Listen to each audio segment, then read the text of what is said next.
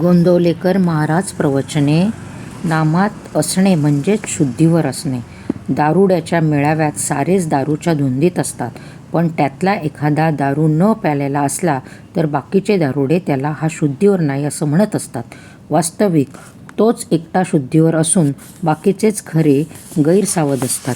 त्याचप्रमाणे आपण सर्वजण विषयांत दंग असल्याकारणाने जो नामात असतो त्याला आपण हा शुद्धीवर नाही असे म्हणत असतो.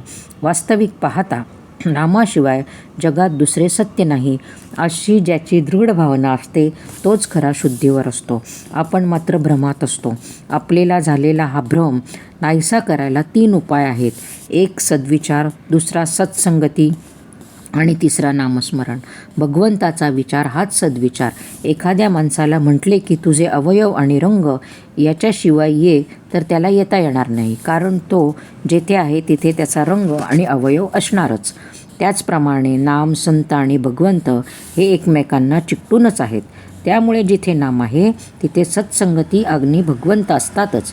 वासरू घेऊन म्हणजे जशी गाय पाठीमागून आपोआप येते, त्याचप्रमाणे नाम घेतले की भगवंत त्यामागे येतोच.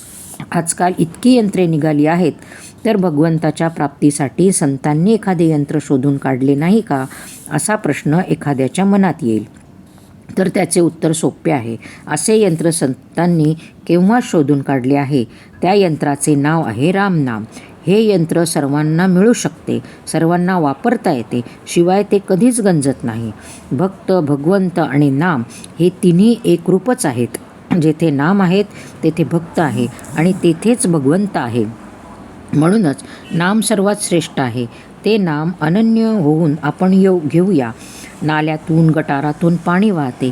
ते किती घाण असते, पण ते नदीला मिळते आणि ती सागराला मिळते. सागर त्या सर्वांना सागर रूप करून टाकतो. तसे मनुष्य कितीही पापी, दोषी, अपराधी असू द्या, त्याने नाम नदीची कास धरली की तो रामसागर रूप झालाच म्हणून समजा. भगवंताला विसरणे हे सर्वात मोठे पाप आहे. नामाने भगवंताचे स्मरण होते, म्हणून नामाने पाप नाहीसे होईल.